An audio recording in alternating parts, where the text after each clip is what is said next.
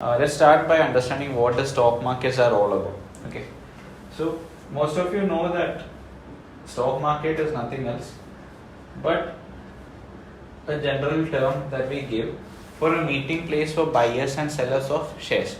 That is, people who are looking forward to purchase shares and people who are looking forward to sell shares, they meet at this particular common place called the stock market. This is the place where buying and selling of shares happen. So shares of stocks, you can also call it as equity. So what do you mean by shares, stock, equity? Like, what do you kind of actually mean by this? What do you mean by a share?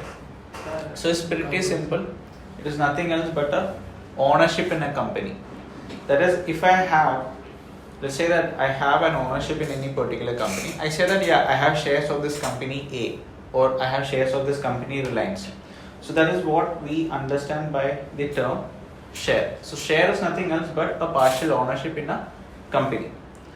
Now, the next question that you probably would be having is, what do you mean by a stock exchange then? Okay. So what do you mean by a stock exchange if this is stock market? So what I just wanted to tell you is, stock market is nothing else but a collection of stock exchanges. So the collection of all stock exchanges in the country, so that is what we generally refer to as the stock markets of India. So the collection of all these stock exchanges around the world is generally what we refer to as the stock markets in simple words. Okay. So we realize, so we have a stock exchange where the transaction of shares take place between buyers and sellers. Now the next question you would probably have is, why do we need a stock exchange? So if I want to buy a share, why can't I just buy it from someone who is selling it? Why do I even need to have a stock exchange in the first place? So let's take two examples. So let's say that I'm purchasing, so let's assume I'm A and there is a person B. So I'm purchasing a share from person B. Okay. And I'm paying him 100 rupees for purchasing the share. Now what will happen if this person B doesn't give me the shares that he promised to give me? So I lose my 100 rupees, right?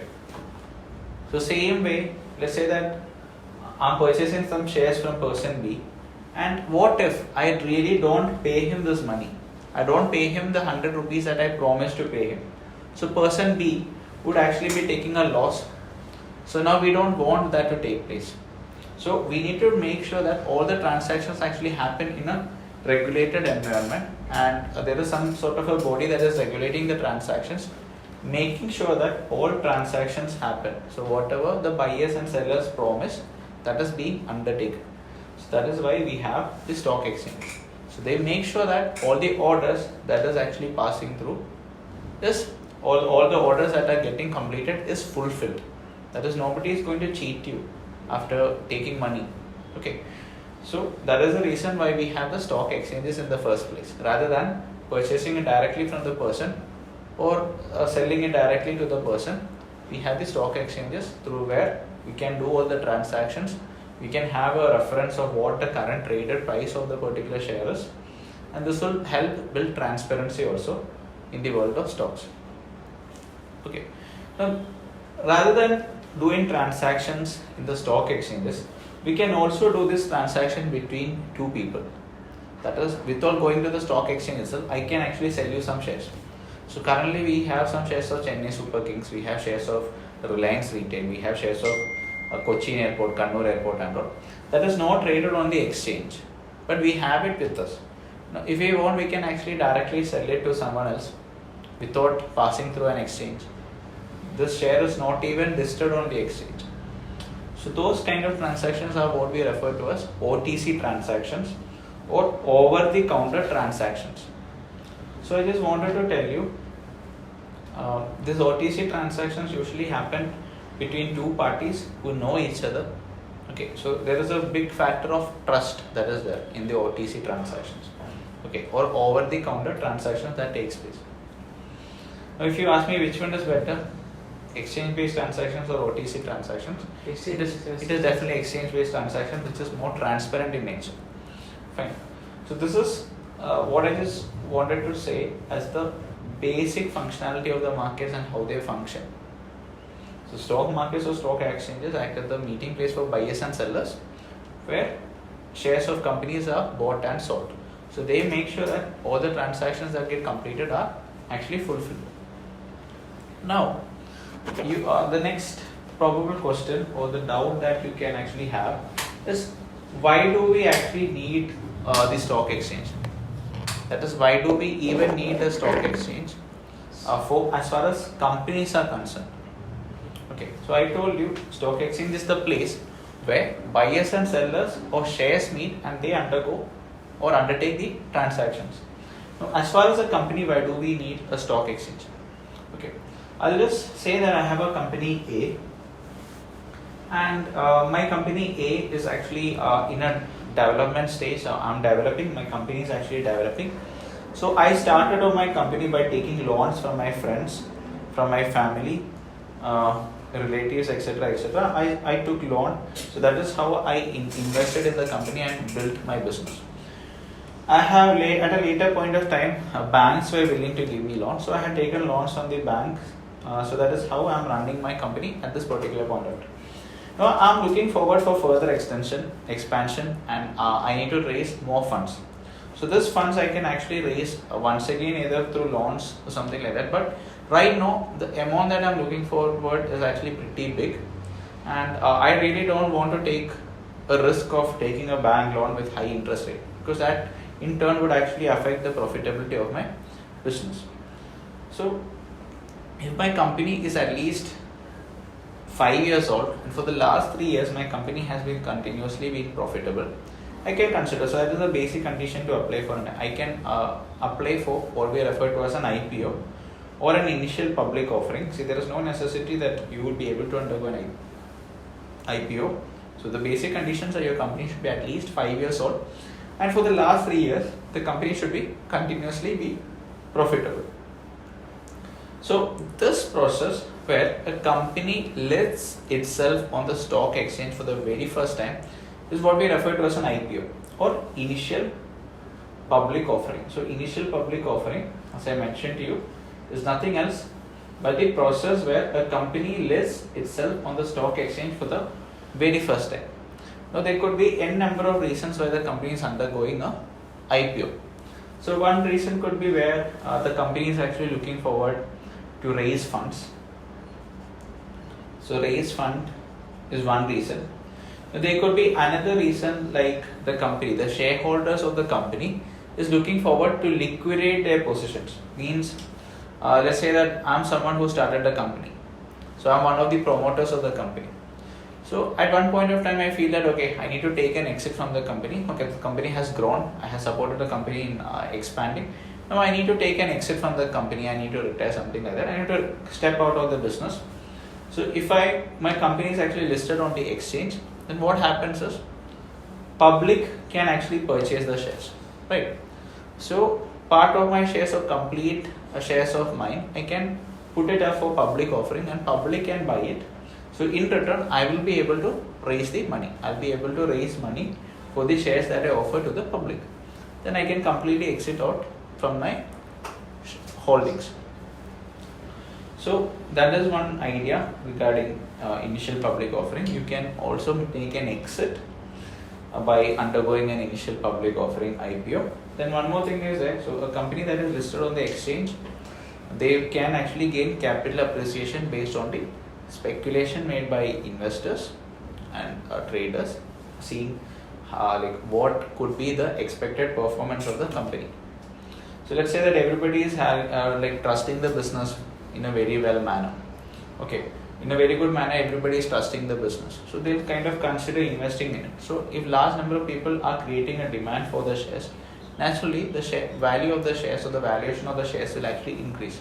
So and in turn, so this increased value of shares will actually help increase the net worth of the company and in turn increase the net worth of the shareholders, especially the promoters of the company. So this is okay. So an increased valuation is always an advantage as far as the promoter is concerned. So your net worth is increasing. So who doesn't like their net worth increasing? So it can go down also. If people are not happy or satisfied with the way of doing business, there would be an increased supply in the markets, and naturally the price will also follow. So another probable reason could be a fact where a company is kind of going to venture into a business model that they are kind of not so familiar with, or they're kind of actually going to diversify a lot, where they need a lot of funds. So as in this particular case, they need a lot of funds, they want to diversify into some new segments, and they really don't want to risk their initial funds for doing this. That is, they want to kind of don't want to take a loan or something. Why? Because if you take a loan, you have to repay it, right? So they kind of really don't want to take that risk of risking their own capital. Rather, if they are undergoing an IPO, so the risk is actually being divided with the shareholders too. So it is not just the company that is accountable, but also the entire shareholders would actually be taking a risk with their invested money, right? So that is also could be a part or a aspect why a company is undergoing an IPO, where they're kind of actually looking forward to diversify. And so some people kind of ask, so this is actually a bit controversial. So some people kind of ask, so why do they undergo an IPO if the company is capable of taking a loan? So what I just wanted to tell you is, when you're taking a loan, you have to repay it back, and you always have to pay off the interest. But as far as an IPO is concerned, you don't have to pay any interest to anyone. It is only a part of your shares that is being diluted. But of course, no businessman actually wants his company to go into loss. Okay, so obviously the investors, they will think about raising funds to do the to make the business better. But also that could also be a way how they are kind of actually dispersing the risk up to some extent by issuing shares to the public. So there are many factors which actually companies think about before undergoing an IPO. And so right now these IPOs are a hot cake. Why? Because so recently majority of the companies that gets listed on the exchange kind of undergo something that we refer to as a listing gain. That is, the companies will be actually offering the shares for maybe for 100 rupees. But on the first day itself, when the company is being listed on the exchange, if they start trading at some 120 or 115 rupees, somebody who was capable of buying it at 100 when the company is offered it to them, they directly have a listing gain of around 15-20%, right? So recently this phenomenon is pretty common, where the IPO, let's say company A is kind of issuing an IPO. So they probably would be issuing it to the public for 100 rupees. But on the first day itself, when the company is actually being listed on the exchange, so it starts getting traded at maybe 120 or 115. So this 15 rupees is actually becoming a listing gain for the investor who bought the shares. This is actually becoming a listing gain. So due to the very same reason, these days IPOs have been kind of attracting a lot of retail investors. Okay, so we kind of actually saw oversubscription in almost most of the IPOs over the last 1 year, one and a half years, due to the very same reason. Okay, now the next question or the next thought that people actually have is the fact that why should I participate in the stock markets? So why, or what is the reason? What is the specific reason why I should be participating in the stock markets? So this particular question is pretty simple. I'll tell you why. So it's same like asking why should I be starting a business? Okay. So see, why do you start a business? Okay, there are two kind of people who start a business. Someone who will be kind of actually considering the business as a passion. So he personally won't be kind of looking forward much about making profits. Rather, he would kind of actually think about pursuing his passion. So there would be another person who would be kind of actually pursuing, okay, someone who wants to succeed in a business, he definitely needs to have a good passion. Also, he would actually need to monetize on it. So both the things are there, then definitely he'll be able to make, he will definitely be able to make a good business with good practice and definitely good lots of hard work, right? So when one individual is actually investing in the stock markets, so it is equivalent to starting a business. So what are the difficulties that one can face while starting a business? So first of all, you need to understand in detail regarding the business model, like what are the opportunities in this particular business. what all can be done, what all are the positives, what are the negatives. Okay, you should be investing or risking a lot of money. You should actually be studying what the competitors are doing, etc., etc. On the other hand side, investing in a business through a stock. So investing in a business through a stock is another way. So where you are already familiar with the business. So you probably would be already familiar with the name of the business at least. What they are actually doing. So who are their competitors? And taking as much as risk as starting a business from scratch. Okay, so if I start a business, I definitely am accountable to my staff. I'm accountable to the investors, etc., etc. But if you are investing in the business, you are already investing in something that is already running, which could already be profitable. So you're just being a partial owner of the company, and you really don't have much of a liabilities. When you're investing in a company through shares, you really don't have much of liabilities. Why? Because let's say I'm investing in share A. So I invest in this maybe for, let's say, I have a view that okay, the price could actually appreciate over the next 4 years or 5 years.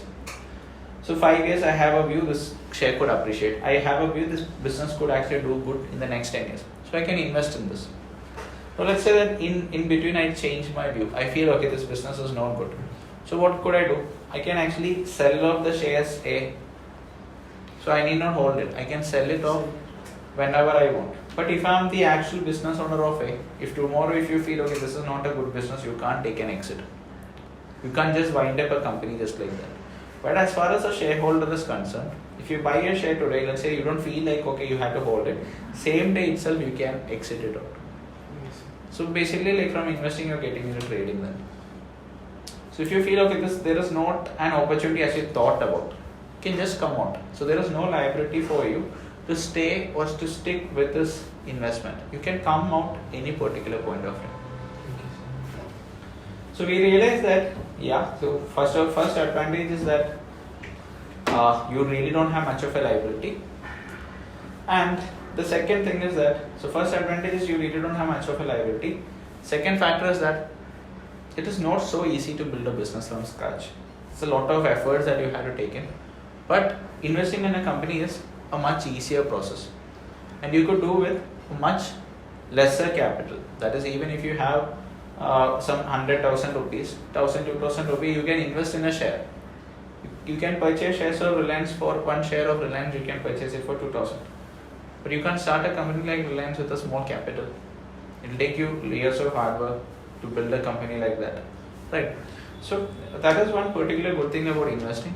You can invest with a much relatively less capital without much liabilities. You can enter, exit whenever you want. So once your view is over, or once you don't have a good view about the company, you can exit it out. You don't have much of a... So we understood what a stock exchange is. So stock exchange is nothing else but a meeting place for buyers and sellers. Now when we talk about India, so right now we are in India, so when we kind of actually talk about India, so we majorly have two stock exchanges. So we have two major stock exchanges. One is National Stock Exchange and the other one is Bombay Stock Exchange. Okay. So Bombay Stock Exchange is an older one. However, the National Stock Exchange is a fresher one or the newer one. But we see that larger number of participation takes place at the National Stock Exchange. That is, more number of people take place in trading at the National Stock Exchange. So due to the very same reason, because of a more active participation in the National Stock Exchange, we are also going to focus on trading at the National Stock Exchange. Why? Because there's a huge volume trading activity that is taking place over here. So more number of participation, the better it is for us as far as a trader. So we can trade with, or we can trade at a place where there is more active participation taking place. Okay, so more volume, the better it is. Now, you probably would be having this doubt, you probably would be having this question. So what do you mean by volume? Right, that is what do I refer to as a volume? So let's say that I'm purchasing a share of Reliance from you. Okay, so you are kind of actually selling me a share A of Reliance, one quantity. Okay, so you are A and I'm B. So I'm purchasing one quantity of Reliance from you. So what is the volume now? So the volume now is actually 1. So 1 becomes the volume. 1 share of Reliance is being transacted between me and you. Now let's say that you on the other hand side is giving that share to a person C. So one more volume gets added up. Now the volume becomes 3. Now let's say C is giving 1 share to D. So the volume becomes 4 and so on. So volume is nothing else but the total number of unit transaction of shares that takes place on any particular day. So if I'm purchasing 10 shares from you, then the volume becomes 10. Now these 10 shares that I purchased from you, if I'm kind of giving it to someone else C, 10 shares, entire 10 shares I'm giving to someone else C, volume becomes 10. So this is the concept of volume. So it is the total number of unit shares that is being transacted on any particular day. And on every single day this volume will actually be starting from 0. So every single day the volume will actually be starting from 0. So the volume today will start from 0, tomorrow again will start from 0, day after tomorrow also will start from 0. So this aspect should also be kept in your mind, that volume starts from 0 every single day. Now if you actually just have a check at the volume of shares that is being transacted on NSE and BSE for the very same company. For example, let's take Reliance once again. So if I have a look at the shares or the volume of shares of Reliance being transacted on NSE and BSE, I would see for myself that the volume on NSE could kind of be at least like 5 times more than the volume on BSE. Due to the very same reason, I would actually like or prefer trading on the on the NSE and not on the BSE, because there is more volume or more active participation taking place at NSE. So you probably would be asking why so? Why do we kind of actually like trading on NSE? Okay, because more volume is there. What is so good about it? Okay, so just think about an example. Just think about this example. So let's say that you're going to go to a marketplace to purchase a mobile phone. You're going to go to a marketplace to purchase a mobile phone. So this is shop A, shop B, shop C. You're going to go to a marketplace. So which one would you prefer? So going to a marketplace where there are, so all these 3 are sellers, A, B, C are sellers. Would you like going to a marketplace where there are 3 sellers, or would you kind of actually like going to a marketplace where there is only 1 seller? You naturally like to go to a supermarket or a shopping mall where there are 3 mobile phone shopkeepers, right? 3 mobile phone shops are there. Why? Because you have more opportunities over there, right? So same way here in the stock markets, we always like trading at an exchange where there is more volume or where there is more participation in the markets are there. So more number of people participating, the better it is for us as far as a trader or an investor. So we would be able to get at a much more desired rate or at a much more desired price as compared to a place where there are less number of people. Due to the very same reason, we are going to focus on National Stock Exchange. So the factor why National Stock Exchange has more active participation as compared to BSE, even though BSE is an older exchange, is because of the fact that National Stock Exchange was more faster in penetrating technology all over India. Due to the very same reason, they got more market participants. Now, once we have understood what stock exchanges, what stock markets are, NSE, BSE, all these things. Now let's quickly understand, let's kind of actually just quickly try to understand on what basis does the price of shares actually move, right?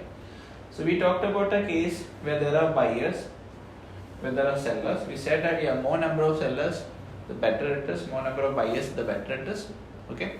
So more number of market participants, always it is the better. Now, I'll give you an example. So let's say that, let's take an example of a mango, okay? So this is a supermarket or this is a vegetable shop. So there is one buyer over here who is willing to purchase one piece mango for 5 rupee. The seller on the other hand side is willing to give the mango only for 7 rupee. So one seller is there, one buyer is there. So one seller, one buyer is also there. So this is one buyer and this is one seller. So he is willing to give it only for 7 rupees, whereas the buyer is ready to purchase it only for 5 rupees. Do you think any transaction will happen over here? No transaction. Let's assume that one particular person is coming. He is willing to purchase the mango at 7 rupee. Okay.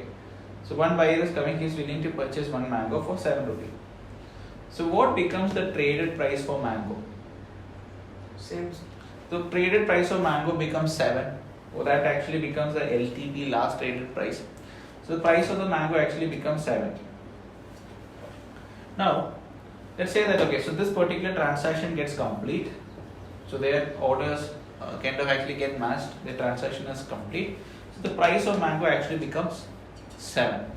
Now the next question is, let's say that there is one more person. There is kind of actually one more buyer who is coming. And this buyer on the other hand side, he is willing to offer 7 rupees to purchase the mango. But now the other seller who is there, he is willing to sell only at 8. Will there be any transaction? No, there is kind of not going to be any transaction. Now let's say that when this person was willing to offer 7 rupees to purchase the mango, but this seller is offering it only for 8 rupees, so no transaction happens. Let's assume there is one more seller who is actually coming in, and this seller on the other hand side, he is willing to offer the mango for 6 rupees. Okay, so what do you think that, okay, so this becomes, let's say that he is willing to offer it for 7 rupees. So what happens now? So this transaction gets complete. This order will be pending. So what becomes to the traded price? It once again stays the same, 7. Now let's say that another seller is coming, another buyer is coming. The buyer is willing to offer only 5 rupees. Okay. Now the seller who comes in, he is willing to offer the mango for whatever price the buyer is willing to pay. Somehow he wants to get rid of his mangoes. He is even ready to sell it for 5 rupees. So last traded price was 7. But he is actually willing to sell it off at a lower value also. Whatever the buyer is ready to pay, he is ready to give it. So let's say that he is willing to sell it whatever price the buyer is offering. So buyer is offering 5. So do you think the transaction will actually be completed between the buyer and seller? Yes, it will be completed. Seller will be selling it for 5. The order will get matched, and the price will be like the last traded price becomes 5. So now what we kind of actually just realize over here, so with the example of mango, is that at the exchange, it is the aggressiveness of the buyers and sellers that is going to determine the price. So if buyers are kind of willing to compromise, so buyers willing to compromise means buyers are willing to pay a higher price for the same product. So currently the last traded price of mango is 5 rupee per mango. If buyers are willing to pay a higher price for the mango, naturally the price will pick up. Okay, so buyers are actually inducing a demand. They are willing to pay a higher price for mangoes. So price will actually pick up. So there, even if sellers are offering it for 6, they are ready to buy. Sellers are offering it for 8, they are ready to buy. Sellers are offering for 9, they are ready to buy. So what happens to the price of mango? Price of mango actually picks up. On the other hand side, if sellers are capable of creating a good selling pressure, so sellers are capable of creating a good selling pressure. So what we kind of actually try to say is, let's say that initially the sellers were planning to sell it for 7 rupees. Okay. Now they were offering it to the buyers for 7 rupees. Now large number of sellers are coming in. There are some sellers who are willing to offer the mango for 5 rupees. There are some sellers who are willing to offer the mango for 4 rupees. So what will happen to the traded price of mangoes? It will actually fall down. So something that we should actually keep in mind is, it is not the number of buyers and sellers, but the aggressiveness of the buyers and sellers that is going to drive the price. Okay, so it is actually going to be the aggressiveness of the buyers and sellers that is going to drive the price of shares. So if buyers are more aggressive, they are willing to pay higher prices to purchase the mango. Price of mangoes will shoot up. Sellers are more aggressive means sellers are willing to pay. Sellers are willing to sell it off for lower prices. Then price will actually naturally drop down. So supply and demand is a factor that actually plays when it kind of comes to the pricing of shares. So if there is a huge supply, the supply is actually pretty huge. That means the price is supposed to come down. Same way, if the demand is actually pretty good, then the price is actually supposed to go up. So kindly note, it is not a number of buyers or sellers, rather it is the aggressiveness of buyers and sellers that will actually drive the price of shares. So once we have understood this much, so next we should kind of actually understand in the markets. So the only two things that can actually happen majorly in the markets is you buy a share, so either the price actually has to move up or the price actually has to fall down. So either the price has to actually move up or it has to fall down in value. So a case where the price is actually picking up in value is what we usually refer to as a bullish market condition. So this is what we refer to as a bullish market condition or a bullish phase. And a case where the price is actually dropping down in value is what we refer to as a bearish phase or a bearish market condition. Okay, so bullish condition is when the price is picking up, a bearish condition is where the price is. So generally speaking, in the markets we have two kinds of conditions. So the first one is what we refer to as a bullish market condition. The other one is a bearish market condition. So if you buy something, two things can happen. Either the price can actually move up, it can fall down. Okay. However, there is one more condition where we kind of actually refer to as a sideways phase, where the price is not moving up, nor falling down. Okay. So bullish market condition is there, bearish market condition is there, or a sideways market is there. Okay. So we generally classify it this way. So after you buy something, if the price is keeping on picking up, we say yeah, the stock is bullish. After you buy something, if the price is actually falling down, or let's say after you sell something, the stock is falling down. You shorted something and the price is keeping on falling down. You say that yeah, the stock is actually in a bearish sentiment. So this third particular case, or what we refer to as a sideways market, is generally very tough to trade, or we kind of actually say that it's a time that we would kind of have many of losing trades as someone who is trading with the trend. Someone who is doing trend trading, it would actually be very difficult to trade the sideways market. So right now what we are experiencing, so this month, last month and all, like we kind of had some sort of a choppy market, sideways market. It has been very difficult for trend trading. Okay, so next let's quickly understand and try to define how one can actually say that, or on what basis does one actually say that yeah, the stock is actually bullish or bearish.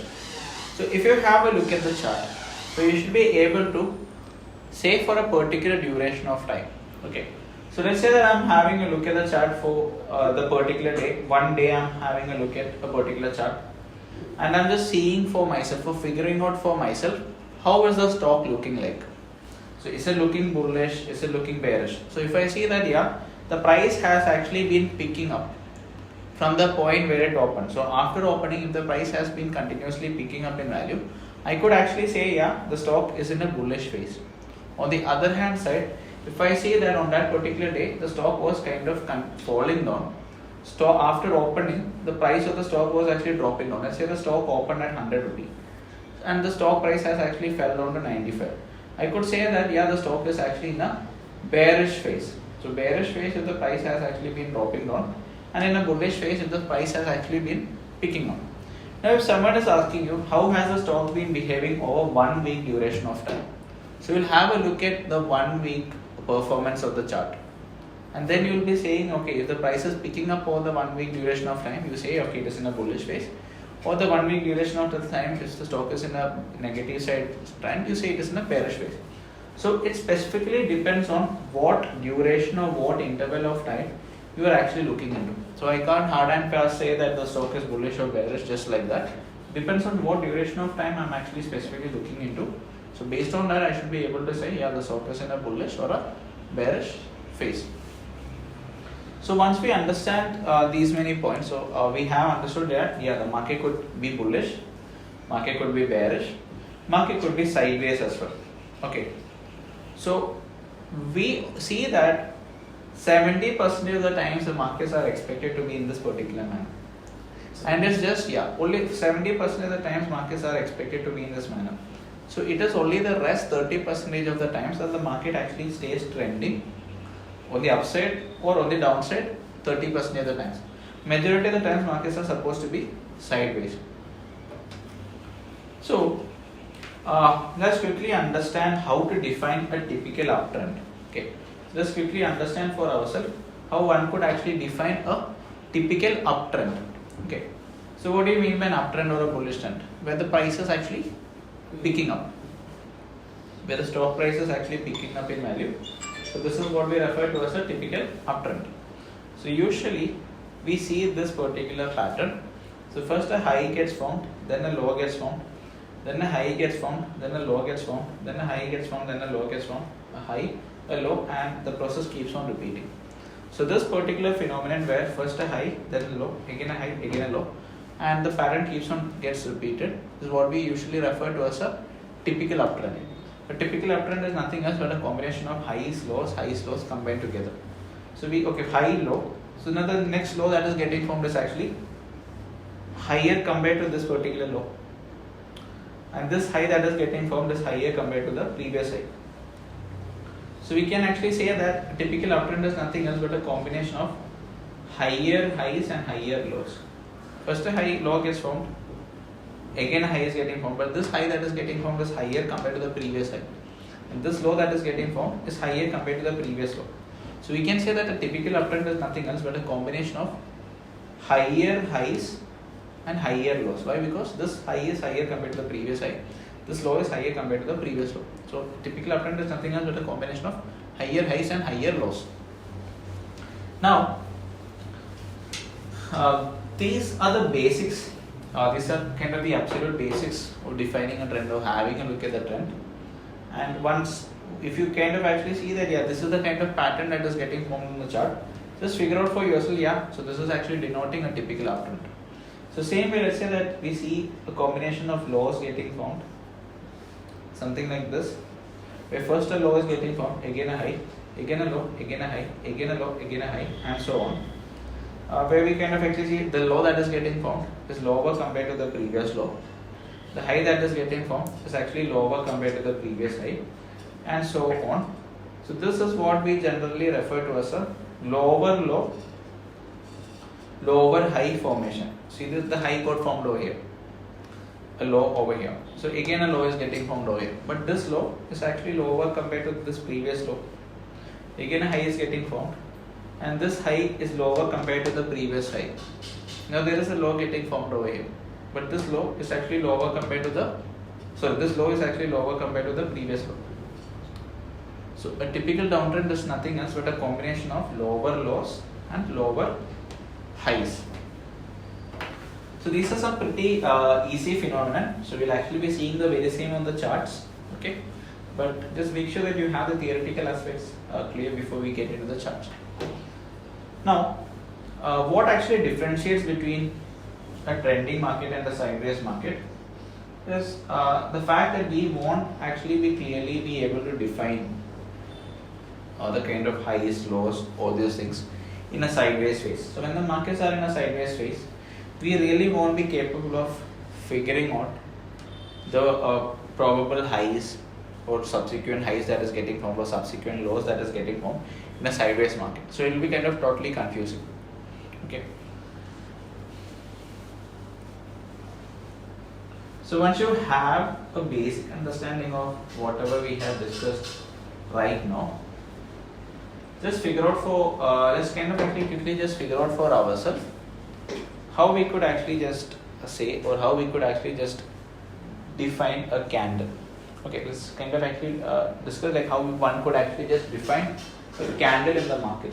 Okay, so there are different kind of candle charts, or there are different kind of chart patterns that one could actually look into, And over here, we are kind of actually just going to limit ourselves to the Japanese candlesticks.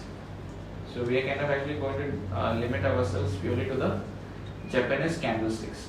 Okay. So to begin with, just see the structure of the candle first. Okay. So they are kind of actually in two colors. So one is green and red. Okay. So this is how a candle actually looks. This is what we refer to as the anatomy of a candle. Okay. And what this actually conveys to us is this rectangular shaped region is what we refer to as the body of the candle. This rectangular shaped region is what we refer to as the body of the candle. The thin line at the top is what we refer to as the, so this thin line at the top and this thin line at the bottom is what we refer to as the candle wicks. Okay. So the line at the top we call it as the upper wick. The line at the bottom we call it as the lower wick. And you can also call it the upper shadow, upper tail, lower tail, whatever you want. Doesn't matter. So this rectangular shaped body is what, this rectangular shaped thing is what we call it the body. Now, same thing. So the other color candle is actually green. Okay. So right now I don't have a green marker, but I'll show you with a black color pen. Assume it to be green. Okay. So what a green color candle conveys, so this is green. So same thing, the rectangular shaped body would be there. So this particular rectangular shaped enclosing is what we call the body. So there is a lower wick, there is an upper wick once again. I just wanted to mention to you that for this particular candle wick, right, for a candle wick, for a candle that we see, Japanese candle we see, in case of a red color candle, just realize for yourself. So the candles, the purpose that we have candles is to figure out what has actually happened to the price during a particular interval of time. So what is actually happening to the price over a particular interval of time, we actually need to figure out that particular fact. So that is the reason why we have the candles. Now, usually we kind of actually see that each particular person follows a different time frame. So depending on the time interval or the time frame that you choose. So on your broker's account, you always have the privilege to change the time frame or the time interval. So depending on the interval of time that you choose, the color of the candle could be different, the length of the candle could be different, etc., etc. So, like the candles would actually vary depending on the time frame that you are choosing. But what I could tell you is, if you are using a 15 minutes time frame, so if you are choosing a 15-minute time frame, a candle that gets found in a 15-minute time frame is nothing else but a combination of 3 individual 5-minute candles. So 3 individual 5-minute candles together gets combined and gets formed and forms a 15 minutes time frame candle. So same way, like if you're taking a 1 hour candle, so a 1 hour candle is actually going to be a combination of 4 different 15 minutes candles, or it could be a combination of 12 different 5-minute candles. So they together form a 1 hour candle. So we should be having that understanding that depending on the time frame, probably the shape and the size of the candles would actually vary. The length of the candles would actually vary. But what we just realize is, each interval of time we're trying to figure out what has happened to the price over that particular interval of time. So that is what we actually have, or that is what we actually understand by having a look at the individual candles. Now, for a red color candle, we realize that it's a bearish candle. A red color candle means it's a bearish candle, or it is a particular candle where the price has actually dropped down in value. So a red candle is where a price has actually dropped down in value. And for these red bearish candles, we see that the opening is at the top, the closing is at the bottom, the low is at the at the low of the wick, and the high price formed is at the top. Okay. So when we have a look at candles, when we look at the Japanese candlesticks, when you look at the price chart of any particular stock, you will realize for yourself on the right hand side, what is being depicted is nothing else but the price, and at the bottom we have the time. Okay, so I get to figure out for myself what was the price when the candle opened, what is the price where the candle actually closed, what was the lowest price made by the candle during this particular interval of time, what is the highest price made by the stock during this interval of time, etc, etc. So by having a look at the Japanese candle, I figure out for myself what has been the opening, closing, low and high price made by the candle over that particular duration of time. So right hand side I can see the price, bottom I can see the time. So same thing with the green candle. Okay. So a green candle is what we often refer to as a bullish candle. So here I have marked it in black, because I don't have a green pen. So what a green color candle actually conveys to me, or what a green color candle tells me, is nothing else but the story that during that particular interval of time. So the interval that you're choosing maybe would be maybe 5 minutes. The interval that you probably would be choosing maybe 15 minutes. So whatever the interval might be, during that particular interval of time, the price has actually picked up in value. So if price picks up, naturally the closing price should be higher than the opening price. So in this particular case, the closing price would be the opening price would be at the bottom and the closing price would actually be at the top. So I figure out for myself what is the price at which the candle opened.